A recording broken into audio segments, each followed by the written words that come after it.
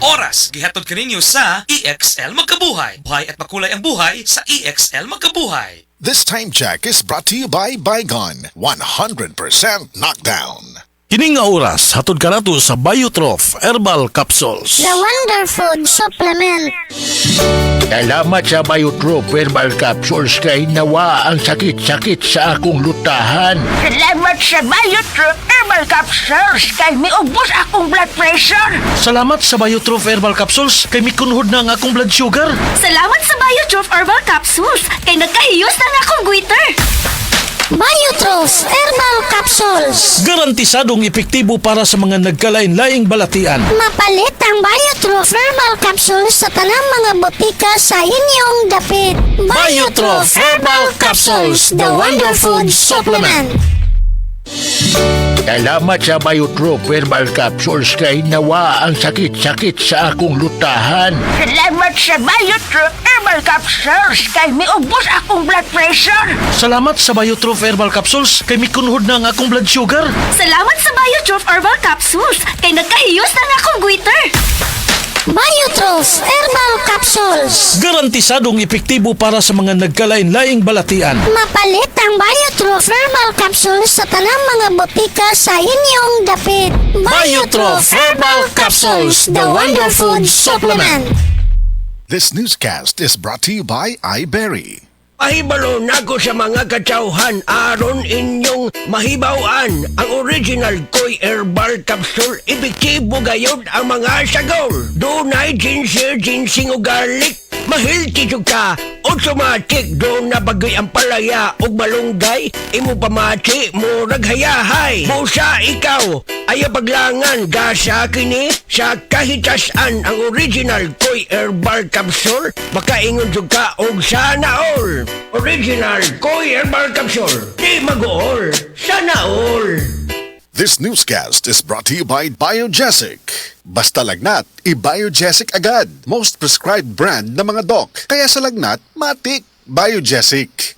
Nakakaproblema sa paglibang? Mag-inom sa Super Fiber, the fast-acting colon cleansing product approved by the FDA Philippines. Garantisado nga epektibo. Sa 2 hangtod 8 ka oras, imo na mapagawas ang higko nga makahatag og basta utan ug makamatay nga sakit. Ang hugaw nga colon, ang una nga silent killer. Death begins in the colon. Mag-Super Fiber. Mas makita natong maayong resulta kung ato ubanon sa pag-inom ang Life Extension Vitamin D3 kay Super Fiber. Para sa himsog kag maayong digestion, mag-inom kada adlaw sang Super Fiber. Mapalit sa mga butika.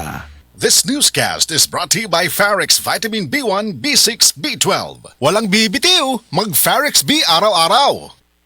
Said Health Report. Health Report. Nagpa-laboratory ko, akong sugar, 304. So, kada napainom ko aning seed panyawan, coffee mix. Wala ko kabutag-os kabulan. Pa, sugar ko kusog, 117 na lang akong sugar. Kanira akong gi-maintain, seed panyawan, coffee mix. Rosemary Kalumba, 61. Kalag-kalag, Ayongon, Negros Oriental. Said Health Testimonies. Health Testimonies. Ma'am Jean Fuentes adunay hyperthyroidism. Lamang ko ko'y hyperthyroidism. Paspas akong heartbeat ba? Nga kanang murag perminti ko madunlan na nikaon. Magpa-check up na ko, mao na dahil ito na ako'y hyperthyroidism. Pag-try na ko take atong seed panyawan capsule. Karon dili na kay ko magpalpitate. Ay effect yun. Jean Fuentes, Cebu City. Ang Sad Panyawan Plus makatabang sa pagnormal sa atong thyroid glands ug mutabang pagkini sa pagprotektar sa atong kalawasan.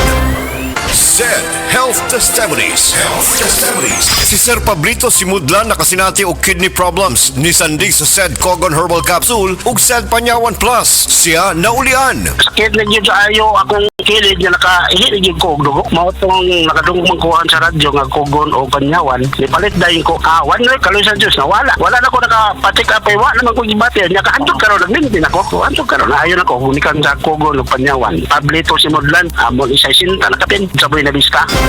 That news was brought to you by Centrum Silver Advance. May nutrients adjusted for age 50 plus. Tulong para malakas ang resistensya, healthy heart, and sharp memory. The #1 multivitamins for age 50 plus.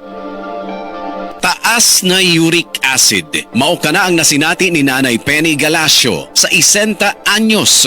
og natabangan sa Paragis Bila-Bila Herbal Capsule. Nagharap tambal ipang inom, nagsinog balik-balik, pa-medical, pa-ultrasound, taas akong uric, akong ulo magsiku kalipong. Nagparagis ko, nanay kausaban, ug nanambok na gani po. Pagsugod na og inom sa Paragis, makapi man na siyang makapsul, kinta na yun akong gibati. Sa Paragis Bila-Bila, dili na ka mag-agwanta pa.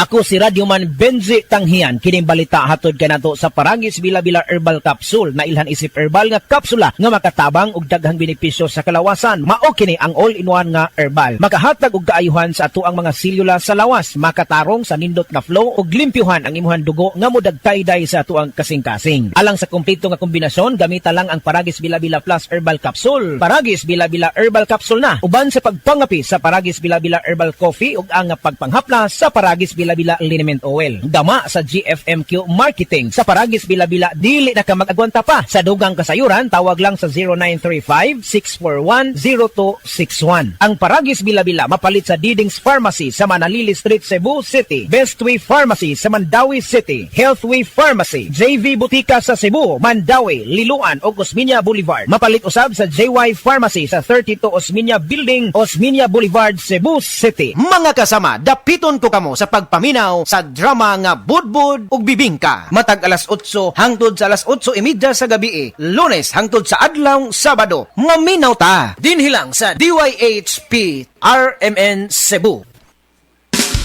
Camel, sukang puti, sa suan mo palami. Camel, sukang puti, maunag yun imong mapili. Camel, sukang puti, sa suan mo palami.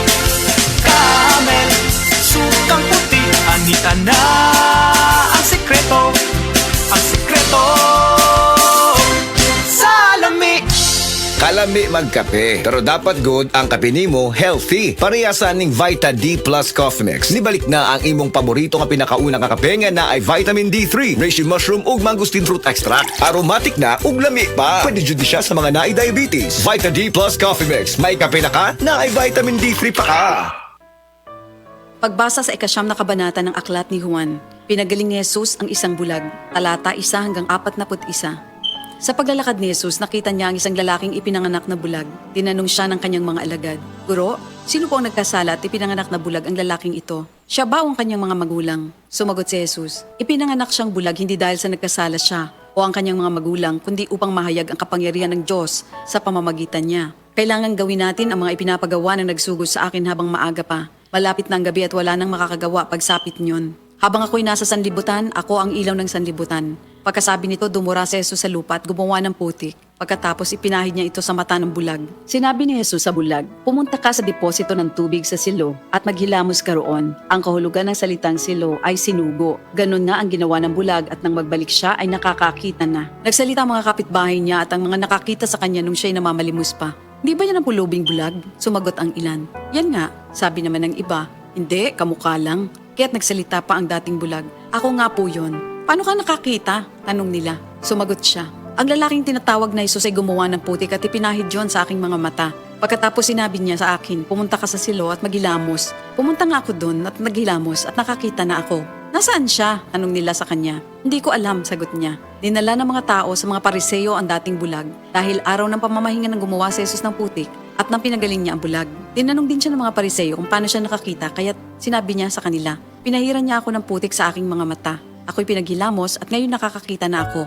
Ang sabi ng ilang Pariseo, "Di maaaring mula sa Diyos ang taong yon sapagkat hindi niya ipinapangili ng araw ng pamamahinga." Ngunit sinabi naman ng iba, "Paano makakagawa ng ganitong mga himala ang isang makasalanan?" At hindi sila magkaisa. Kaya tinanong nilang muli ang dating bulag, "At ikaw, ano naman ang masasabi mo tungkol sa kanya? Dahil pinagaling niya ang iyong mga mata." "Isa siyang propeta," sagot niya. Ayaw maniwala ng mga Hudyo na siya'y talagang dating bulag kaya't ipinatawag nila ang kanyang mga magulang. "Anak nga ba ninyo ito? Talaga bang siya ipinanganak na bulag? Bakit nakakakita na siya ngayon?" tanong nila. Sumagot ang kanyang mga magulang, "Anak nga namin siya at siya ipinanganak ng bulag. Ngunit hindi po namin alam kung bakit nakakakita na siya ngayon o kung sino ang nagpagaling sa kanya. Siya na po ang tanungin nyo. May sapat na gulang siya at nakakapagsalita na para sa kanyang sarili." Ganon nga ang sinabi ng kanyang mga magulang dahil takot sila sa mga Hudyo. Alam nilang pinagkakaisa ng mga Hudyo na itiwalag sa sinagoga ang sino mang magpahayag na si Jesus ang Kristo. Ito ang dahilan kung bakit sinabi ng kanyang mga magulang siya nasa tamang gulang na, siya ang tanungin niyo. Muli nilang ipinatawag ang dating bulag at sinabi sa kanya, sa pangalan ng Diyos, magsabi ka ng totoo. Alam namin ang taong yon ay makasalanan. Sumagot siya, hindi ko po alam kung siya'y masamang tao o hindi. Isang bagay po ang alam ko. Ako'y dating bulag, subalit ngayon ay nakakakita na. Anong ginawa niya sa'yo? Paano niya pinagaling ang inyong mga mata? Tanong nila. Sumagot siya, sinabi ko na po sa inyo at ayaw naman ninyo akong paniwalaan. Bakit gusto ninyong marinig muli? Nais ba ninyong maging alagad din niya? At siya kanilang minura. Ikaw ay alagad niya, ngunit kami mga alagad ni Moises. Nalalaman naming nagsalita ang Diyos kay Moises. Ngunit ang taong yon, hindi namin alam kung saan siya nanggaling. Sumagot ang lalaki. Yan nga po ang nakakapagtaka.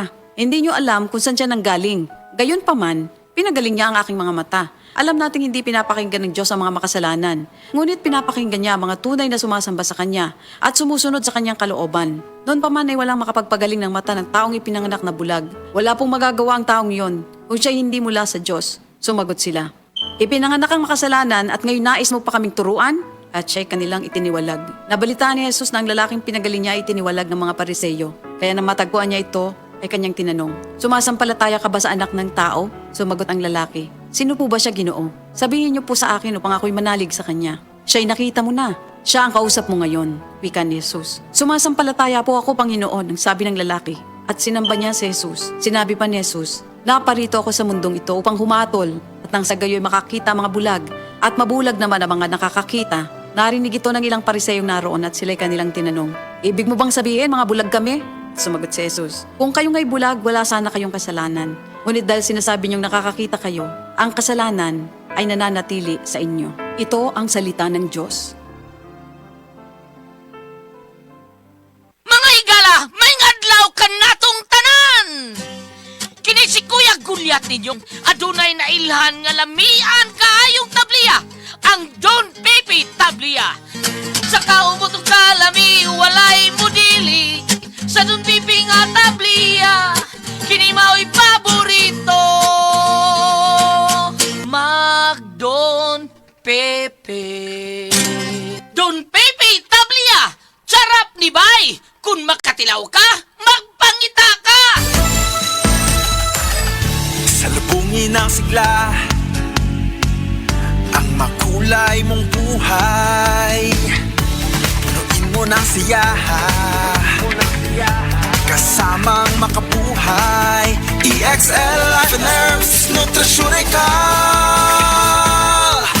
Makabuhay, masaganang malusog at makulay ang ating buhay. Ito ang buhay, pagpapalang lubos sa atin ng may kapal sa ating buhay.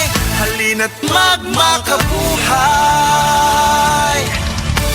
Maayong adlaw mga suki natong tigpaminaw. Kauban nato karon si Tatay Antonio. Tay, unsa man ang epekto sa diabetes sa imong pananaw? Pirmi lang ulubog akong mata. Murag pirmi pud ko nagtan-aw sa adlaw. Taas gid kaya akong sugar level. Usay moabot gid 320. Og unsa pong solusyon ang imong nadiskubrihan? Nay galangan ni suggest sa ako og iBerry. Tungod kay natural ang masangkap niini, isunayan ako. Ug tuod, mao ni ang pinakaningot nga desisyon nga akong nahimo. Karon wala na og pagkalubog sa mata ug makabasa o makatan-aw nako og TV nga dili na maglisod. Sulay pod ang bagong produkto iBerry Gold na adunay 10 mg lutein. Mapalit na sa mga farmasya duol nimo. Mahalagang paalala, ang iBerry ay hindi gamot at hindi dapat gamitin panggamot sa anumang uri ng Hi, I'm Dr. Michael Smith, a medical doctor and senior health scientist of Life Extension Foundation USA. I recommend Life Extension Vitamin D3 for everybody. This is the most practical and wise way to protect our health from diseases like cancer, heart disease, diabetes, and a lot of other health conditions.